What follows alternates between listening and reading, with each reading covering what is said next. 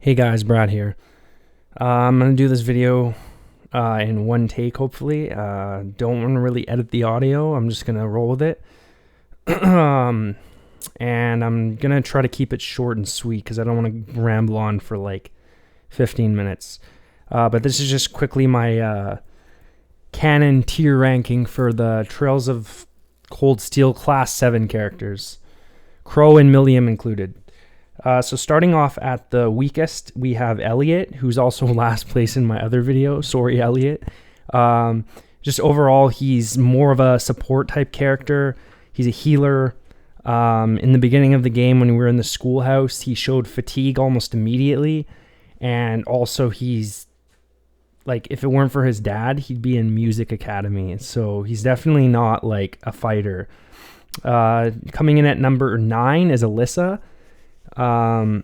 Aside from her bow and arrow, I don't see her being that physically strong, like strong physically.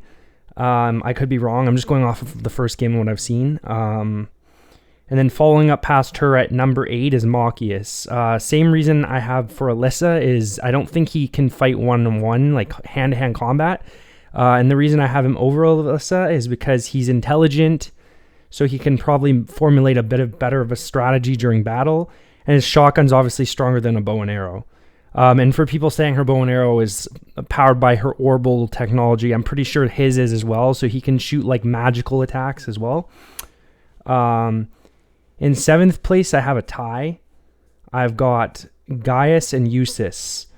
And my reasoning for this is basically Gaius I can see as being very physically fit. And he's insane with a spear. And I was going to put him over Eustace because, again, like he's extremely fit, always wander around the Nord Highlands.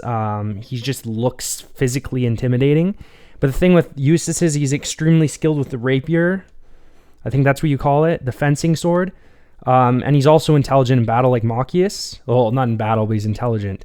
So I thought I'd just tie them because even though Gaius is physically capable, I feel like Eustace could make that up as well. And he also, in the schoolhouse, he soloed it and took out a bunch of monsters by himself without really using much effort. So yeah, they're both at number 7. Number 6, we have Millium.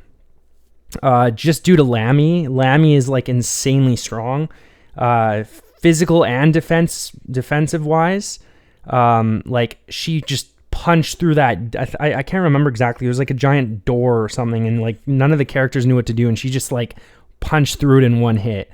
On top of the fact that she can fly, I'm pretty sure it's fast, like Lammy's fast, and the defense is crazy. Like, I don't think if Gaius or Eustace hit Lammy, it would really do much because of the defensive capabilities, and I'm pretty sure they wouldn't be able to really take a hit either. So Millium is number 6. Going into number 5, we have Fee, former Jaeger from the Jaeger Corps. She escaped Sarah's schoolhouse on like was the only one to escape the schoolhouse trap. And she went toe to toe with Laura at night, and they basically tied. So she's definitely formidable, and her speed is she's probably the fastest in Class 7. I'd bet on that. So anyways, yeah, so Fee is number 5. At number 4, we have Laura. So Laura is a little bit higher than Fee. As I said, they did battle, and I did say they tie, but it was stated that Fee fights better at night, and Laura was still able to best her at night, meaning Fee even said, like, if we had fought in daytime, you would have beat me. So Laura's a little better than Fee. It was also stated at the beginning that Reen had stated that like she was probably the strongest in the class, and her dad's also like one of the strongest characters in the series. He's insanely strong. Even her butler's strong. So Laura's definitely deserving of 4th place. In number 3, we have Emma. This is purely just off speculation and like hype kind of thing because I have no idea what she can do, like really can do. I'm just going off the fact that she has so many secrets. She knows, I'm forgetting her name, her sis Misty. She knows Misty, and Misty looks like she's insanely strong. She has a familiar cat. She's aware of Reen's being an awakener or whatever you call it. Like, I just have a feeling like she's like extremely powerful. So yeah, so Emma's number 3. Number 2 is Reen. People are gonna be like, oh, well, Reen can't beat Laura or Emma. Like, but again, I'm going off the first game, and what I've seen from Reen is like his white-haired form, his awakened form or whatever.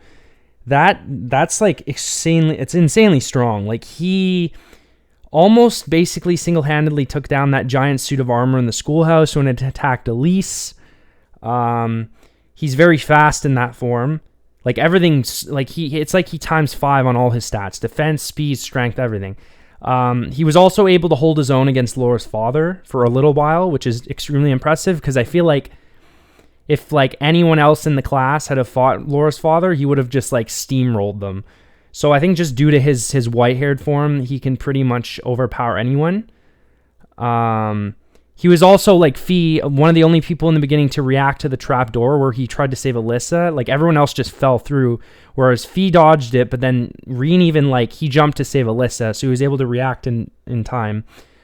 And, yeah, I just think Reen's, like, if he didn't have that form, the white-haired form, I'd probably place him, like, Gaius and Eustace tier. But because of his form, I'm going to put him at number 2. And then finally we have, I mean, this is pretty obvious to me at least, Crow. Crow is number 1 because he's C. And C literally in one chapter he fought, like, I mean, he had these 2 mechanical things, but like the party takes them out all the time, so I don't really see them as being that big of a support. He took basically Laura, Fee, and Reen out all at the same time just with the help of those machines. He was also stated to be on the same level as Sarah. I can't remember who said it, but they said that he could probably even beat Sarah. And Sarah's like, she took the whole class on and wasn't fatigued. So Crow's definitely the strongest character in the class. He's also insanely intelligent, and he basically outsmarted pretty much everyone except probably the Chancellor, because the Chancellor said his name when he was dying or collapsed. Like, I don't think Sarah knew about it. Claire definitely didn't know about it. Milliam and the intelligence division didn't know about it. Like, he outsmarted like everybody. And finally, I'll just say he's a very skilled marksman as well with guns, like especially like snipers and pistols. Pistols because he used those regularly, and sniper obviously because he shot the Chancellor from extremely far away. And he also defeated Reen in the end of the game with his Azurnite. I mean, that doesn't speak for his own physical capabilities, but it's just an extra add-on. So yeah, I'd put Crow as the strongest. And yeah, that is my tier list for the Class 7 characters of Trails of the Cold Steel. Thanks for watching, and if you see this video, tell me what you think your ranking is, and tell me if you think I'm wrong. We can battle it out in the comments.